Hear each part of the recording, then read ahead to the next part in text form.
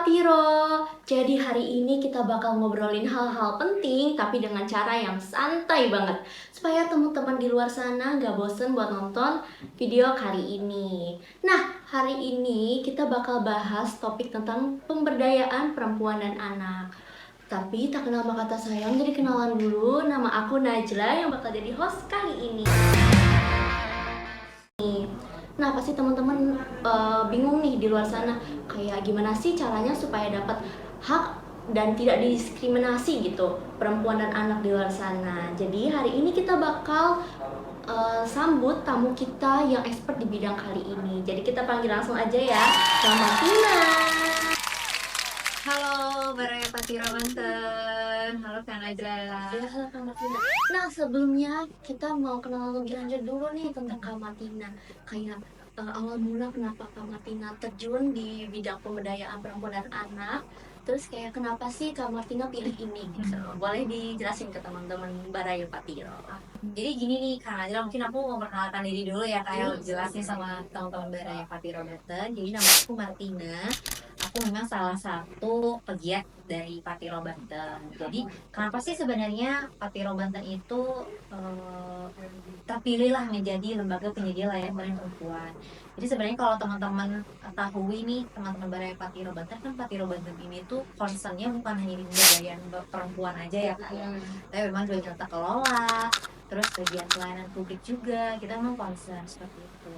Jadi di tahun 2023 itu kita tuh LPLPN itu sebenarnya masuk nih dan ada di bagian di dalam bagian dari Patiro Banten itu sendiri sih Kak, seperti itu. Jadi ada beberapa program terkait pemberdayaan. Jadi sebenarnya memang pemberdayaan perempuan dan anak ini. Jadi kita tuh awal mulanya di tahun 2018 di kegiatan itu di pasca bencana gitu tuh. Dan jadi lebih ke IRR lah gitu tuh, recovery dari pasca bencana itu seperti apa. Jadi khususnya memang di perempuan dan anak ini.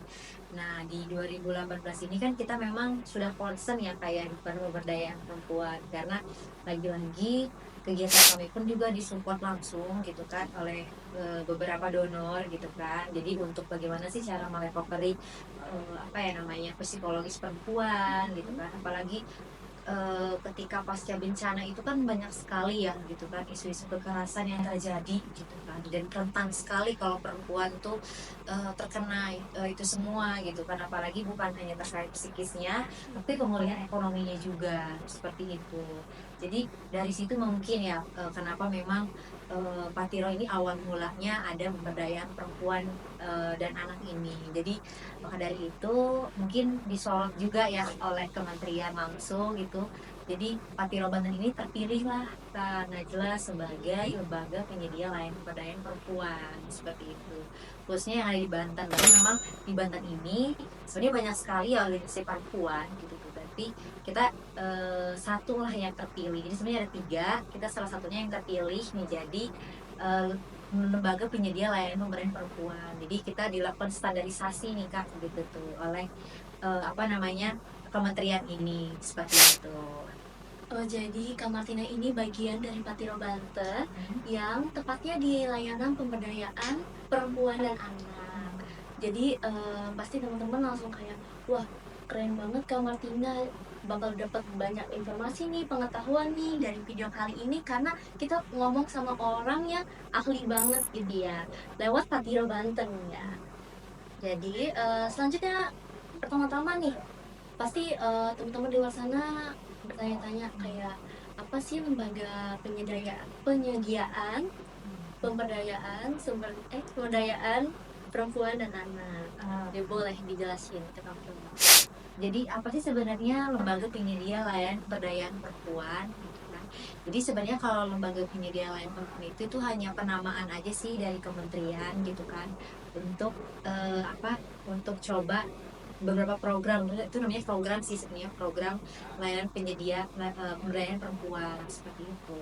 Tapi kalau layanan penyedia layanan perempuan itu tuh sebenarnya itu tuh lebih concernnya itu terkait penanganan kasus kekerasan sih kalau misalnya di kami.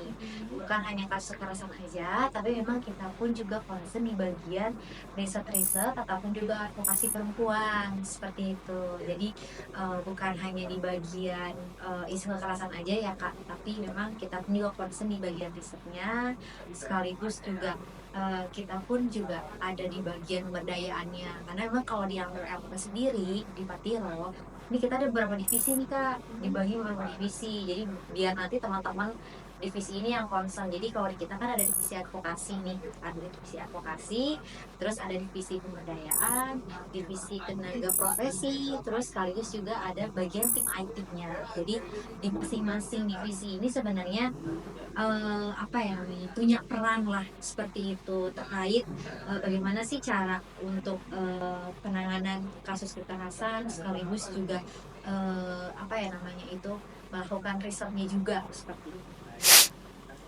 Berarti kan kita udah tahu nih yang tadi ada divisi-divisinya. Berarti pasti divisi-divisi itu memberikan layanan untuk teman-teman di luar sana. Jadi kayak kira-kira di antar divisi itu layanan apa sih yang bisa diberikan untuk perempuan dan anak di luar sana? Boleh dijelasin?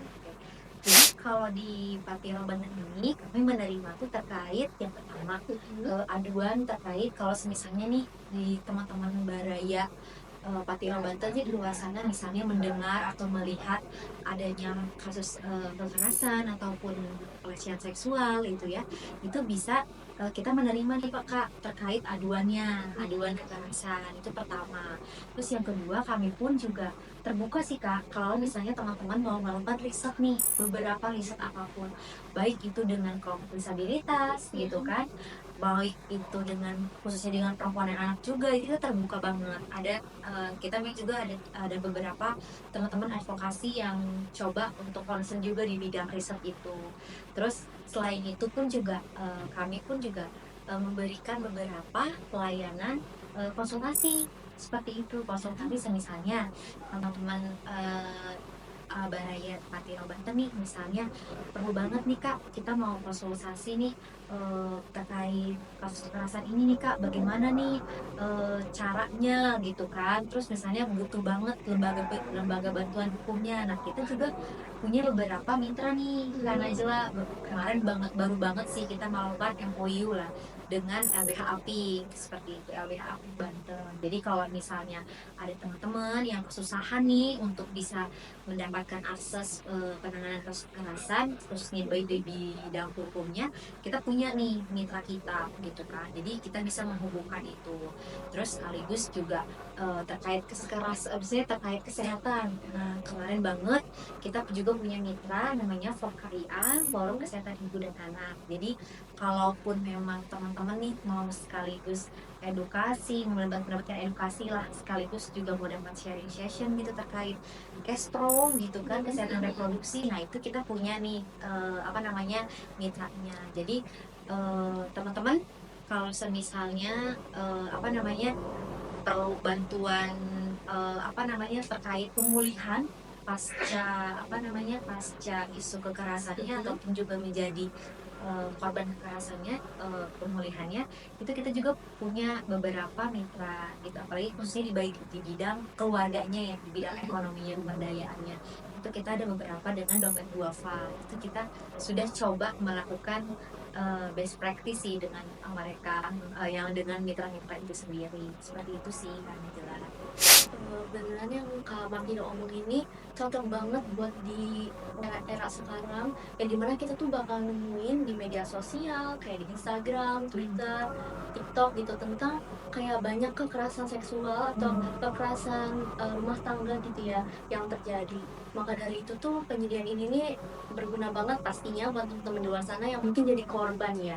Jadi mereka mungkin bisa lebih aware juga gitu. Nah, supaya kita tahu nih kayak gimana sih Kak cara aksesnya gitu. Aku jadi korban nih, gimana sih cara aku bisa menghubunginya? Boleh dikasih tahu ke teman-teman. Ya.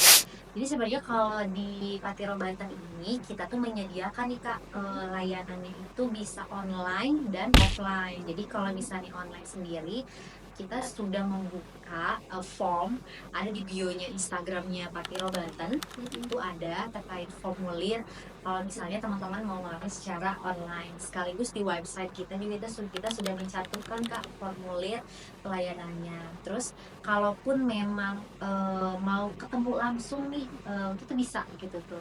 Mungkin teman-teman bisa akses aja ya gitu kan di Google Maps tuh lokasi kantor Patiro Banten. Nah itu memang kita lokasinya di Kapling Nancang, Jaya Indah, Cikocok Jaya. Nah di situ memang kita menerima sih Kak, maksudnya kalau misalnya teman-teman di luar sana misalnya nih mau melakukan pengaduan ataupun memang mau ada konsultasi ataupun mau apa ya namanya, meminta edukasi lah seperti itu.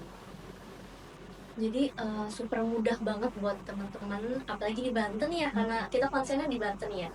Buat kayak kalau misalkan mereka atau kalian kesusahan gitu, jadi bisa langsung akses aja di Instagram Patiro Banten, atau bisa langsung datang gitu ya. Kita terbuka juga ya buat siapapun gitu yang mau ngakses, yang mau mengadu gitu ke Patiro.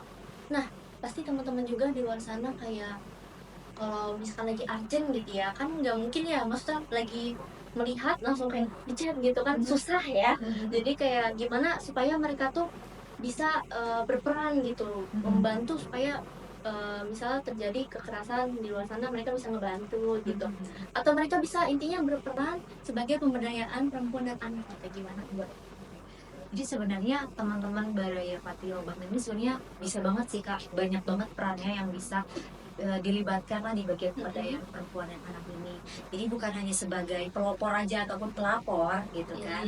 Nah karena tapi memang yang terpenting sih sebenarnya teman Baraya Patiro Banten tuh harus punya rasa aware dulu sih, maksudnya sesama apa ya, maksudnya sesama rekannya ataupun juga dengan lingkungannya gitu kan. Apalagi apalagi kita melihat langsung kan kejadiannya seperti itu. Jadi harus dibangun dulu sih rasa aware-nya itu sih Kak, seperti itu. Pasti Iya sih seperti itu. Terus selain dari itu pun juga kalau kita melihat dari data-data kasus kekerasan yang di Banten ini ya Kak ya, karena kan cukup tinggi juga kan Kak di situ.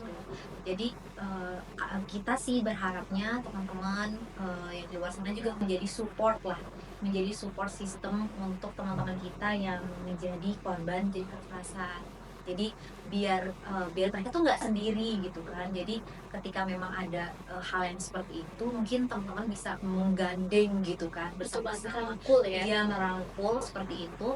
Jadi kalaupun memang perlu pendampingan ataupun apa, jadi bisa ke kami seperti itu. Jadi bukan hanya itu aja, tapi apalagi teman-teman jangan pernah menutup diri lah untuk bisa masuk di komunitas-komunitas perempuan seperti itu, karena yang mengerti perempuan itu kan yang perempuan itu sendiri ya gitu kan. Jadi kan kita tahu kebutuhan perempuan itu seperti apa gitu kan. Terus permasalahannya seperti apa. Jadi sesama perempuan kan bisa lebih merasakan kan, oh oke, senasib seperti itu. Jadi mungkin itu sih yang bisa teman-teman Baraya Patiro Jadi bisa masuk ke komunitas atau bisa saling support, jadi ngerangkul teman-teman yang mungkin jadi korban, atau sebelum terjadi korban kita bisa saling mengedukasi lah gitu ya buat teman-teman di luar sana. Tapi sebenarnya mungkin aku boleh tambahan ya, Boleh banget.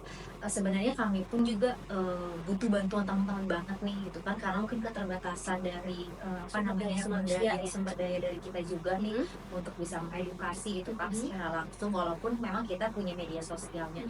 Tapi kita pun juga butuh nih teman-teman yang di luar sana yang mau menjadi relawan nih gitu kan, untuk bisa men-share atau menginformasikan gitu kan terkait apa sih sebenarnya isu-isu kekerasan itu gitu, dan bagaimana sih cara penanganannya, pencegahannya gitu, kalau misalnya terkena nih harus seperti apa gitu. Dan memang kita lagi butuh peran seperti itu sih.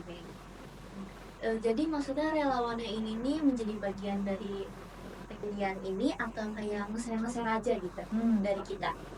Kalau menjadi relawan ini sih memang harapannya bukan hanya untuk men-share aja ya, Mhm. tapi memang, teman-teman yang di luar sana pun juga bisa belajar juga dengan kita, karena kan di kami pun juga tadi ya, ada beberapa yang bisa kita lakukan tuh melakukan riset gitu, apalagi kan kita butuh suara-suara dari teman-teman juga nih, Mmm. kayak gitu kan, untuk bisa menyuarakan suara perempuan yang di luar sana, yang di mana dia nih, mungkin secara keberaniannya tuh teman-teman lah, yang teman-teman punya gitu tuh. Jadi teman-teman bisa menyuarakannya itu, seperti itu.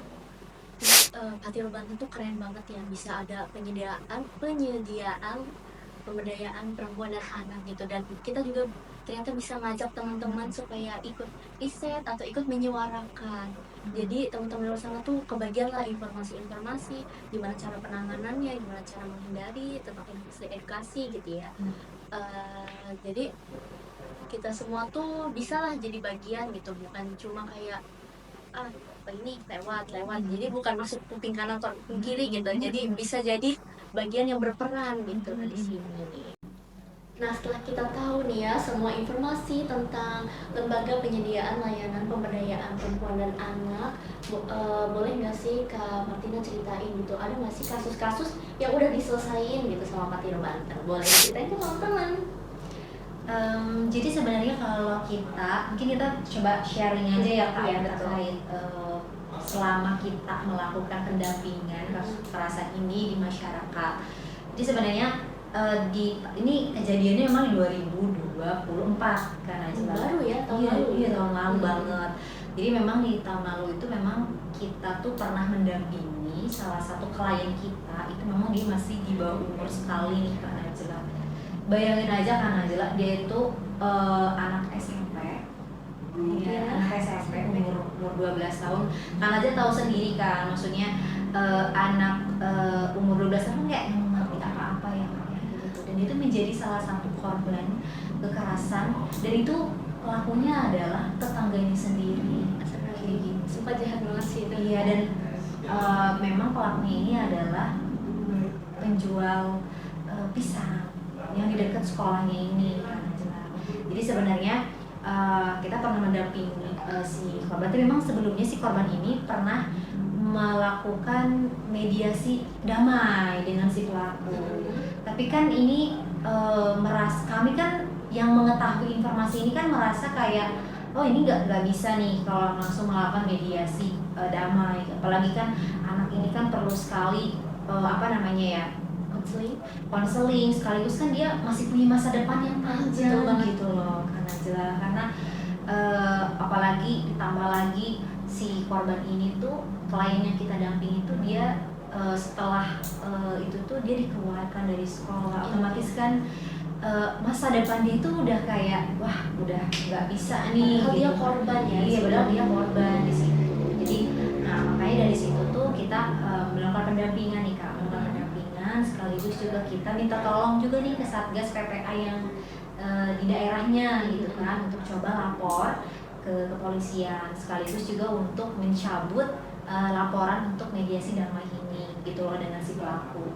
Jadi memang seiring berjalannya waktu ya kayak maksudnya kalau melakukan BAP lah, maksudnya dengan keluarganya, saksi, terus pelaku pun juga itu posisinya memang pelaku tuh sudah ditangkap lah Kak gitu tuh. Memang gara-gara digerebek oleh masyarakat di sana gitu kan, karena masyarakat di sana kan mendapatkan informasi kan gitu tuh, oh ternyata ini yang mencemari gitu kan, mencemari daerahnya, jadi oh ya kita gerebek nih gitu kan. Jadi memang perlu perlu diapresiasi juga masyarakat di sana, memang benar-benar mensupport gitu kan, maksudnya oh ini udah nggak bener nih gitu kan. Jadi masyarakat sendiri yang maksudnya menggerebek, sekaligus yang dia tuh juga melaporkan langsung ke kepolisian seperti itu. Terus memang setelah berjalannya waktu kan kita masih memikirkan si korbannya ya kan. Mungkin oke si pelakunya ini udah oke lah, itu mau diurusan ke kepolisian, tapi kan yang kita pikirkan adalah korbannya gitu.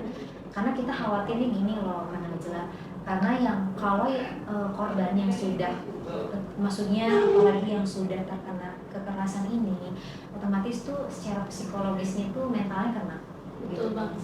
Terus selain itu pun juga psikisnya juga apalagi dengan lingkungannya ada beberapa intimidasi gitulah, mau bilang ini mah mungkin karena dia juga suka lah, mau lah begini, kan Malah itu banyak disalahkan gitu ya. malah disalahkan juga si korbannya gitu tuh. Jadi makanya kita coba menarik si korban ini ke rumah aman gitu tuh. Dan memang kan kita punya mitra nih dengan beberapa lembaga gitu kan. Jadi korban ini kita amankan lah gitu kan. Jadi daripada nanti media ataupun nanti langsung nanya segala macam, kan membuat psikis si anak pun juga merasa terganggu. Jadi kita amankan gitu tuh. Jadi setelah penangkapan itu kita amanin dulu korbannya. Jadi selama beberapa hari kita amankan di rumah aman seperti itu. Jadi selama proses kita mau menyekolahkan lagi nih Kak ya, karena kan sebenarnya sudah ada apa ya, pihak sekolah sebenarnya sudah ke rumahnya korban bahwa memang korban ini dikeluarkan dari sekolah seperti itu. Jadi kan kita pun juga coba untuk melakukan audiensi ya dengan Dindik itu bagaimana sih gitu kan, pihak sekolahnya, apakah memang sekolahnya ini tidak diberikan edukasi terkait kalau misalnya ada isu kekerasan ini tuh jangan langsung memutuskan ini harus dikeluarkan, itu nggak bisa gitu tuh. Jadi harusnya sekolah ini kan menjadi tempat aman juga untuk anak ya, harus bisa melindungi juga gitu tuh. Tapi ini sebaliknya gitu. Dan memang kita coba berupaya lagi nih gitu kan, berupaya dengan teman-teman lembaga mitra kita, dengan salah satunya dengan FOKIA gitu kan. Makanya kita mau coba mengembalikan dia untuk sekolah gitu. Walaupun memang kita udah beberapa coba ke pondok pesantren Kak gitu. Memang ada beberapa pondok pesantren yang menurut kami yang dia tuh pondok pesantren ini juga yang bekerja sama dengan dompet duafa. Jadi di situ memang yang biayanya gratis karena kan memang korban ini kan backgroundnya dari keluarga yang tidak mampu seperti itu. Jadi bapaknya adalah buruh tani, ibunya juga hanya ibu rumah tangga, dan dia tuh beberapa bersaudara gitu, banyak banget, ada hampir 6 atau 7 bersaudara kayak gitu. Jadi kan harus menghidupi beberapa keluarganya ya gitu, terus ada segala macam gitu. Makanya kita minta tolonglah gitu tuh dengan dompet duafa. Di dompet duafa kita diberikan layanan psikologis untuk si korbannya gitu tuh. Jadi memang psikolog pun juga, ini psikiater juga maksudnya agak sedikit kesusahan gitu, maksudnya untuk mencoba menggali informasi dari si korban ini. Maksudnya traumatiknya tuh mungkin mendalam ya, karena mungkin si korban ini orangnya pendiam banget, jadi rentan banget gitu kan. Terus emang dia pun juga salah satu korbannya tuh nggak terlalu dekat dengan keluarganya, jadi cukup tertutup lah gitu. Jadi banyak beberapa rekomendasi dari psikolog pun juga yang sudah melakukan sesi wawancara dengan korban, sekaligus sudah melakukan asesmen, jadi memberikan beberapa rekomendasi lah untuk keluarganya gitu kan, untuk coba didampingi perihal yang rekomendasi itu gitu tuh, dari mulai melakukan apa segala macam seperti itu. Dan memang salah satu upayanya selain dari pemulihan psikologis, kami pun juga coba dengan dompet duafa juga ya, dengan lembaga FOKIA juga, kita juga ini untuk mengembalikan dia kan ke sekolah itu ada salah satunya di Pondok Tahfiz. Itu memang gratis banget. Jadi si korban tanpa dipungut biaya sama sekali, dan oleh dompet duafa pun juga diberikan pelayanan kayak baju gamisnya, peralatan sekolahnya gitu kan. Terus itu sih gitu tuh. Jadi kami pun juga sampai mengembalikan dia tuh bener-bener ke sekolah lagi gitu. Dan memang alhamdulillah sekarang korban ya sudah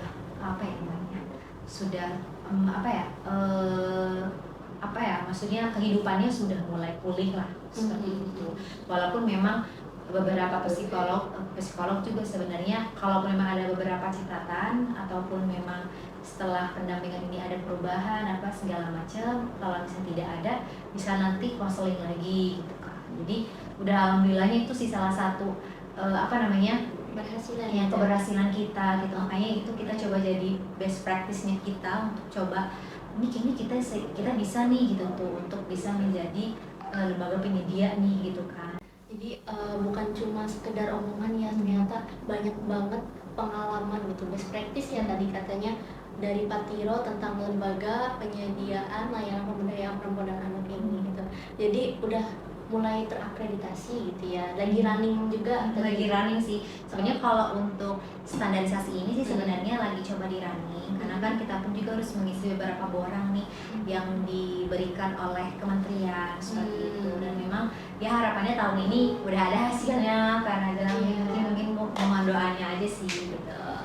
Ya supaya teman-teman tuh lebih gampang aksesnya gitu ya, terus kayak jadi ada rasa percaya, terus punya kredibilitas lah Patiro Banten ini tentang lembaga penyediaan layanan ini. Oke, jadi banyak banget ya pengetahuan, informasi yang kita dapat dari Kak Martina ini. Tapi sebelum kita selesai gitu ya, boleh kesan-kesan ke teman-teman gitu supaya mereka tuh sadar tentang pemberdayaan perempuan dan anak ini. Boleh. Sebenarnya pesan aku tuh buat teman-teman khususnya di Baraya Patiro Banten, yang terpenting adalah kalian harus aware, kalian jangan pernah menutup mata kalian, telinga kalian gitu loh, terkait lingkungan yang sekitar kalian kayak gitu, karena mau bagaimanapun peran kalian adalah sebagai pelopor dan pelapor. Betul. Kayak gitu. Nah, yang tadi sudah saya kasih tahu juga bahwa memang kalau bukan kita sendiri ataupun memang bukan, apalagi khususnya kalian perempuan gitu ya, kalau bukan kita sendiri yang baru mau siapa lagi kayak gitu kan. Jadi ayolah kita bersama-sama, kita bergotong royong, sekaligus kita berkolaborasi juga nih kayak gitu bersama-sama untuk bisa coba melakukan pencegahan terkait kekerasan perempuan dan anak, sekaligus penanganan kasus kekerasan perempuan dan anak seperti itu. Iya. Jadi kita pokoknya udah banyak banget ngobrol sama Kak Martina yang keren banget, super keren. Apalagi tentang Patiro Banten yang punya lembaga penyedia ya pemberdayaan perempuan dan anak ini. Nah, jadi thank you banget Kak Martina untuk informasi pengetahuan obrolan hari ini yang super keren, super bermanfaat banget. Dan buat teman-teman yang nonton video ini, boleh like, komen, atau share ke teman-teman yang lain supaya mereka mendapat manfaat dari obrolan kita hari ini. Jadi sampai ketemu di obrolan kita selanjutnya ya Kak Martina ya. Dadah!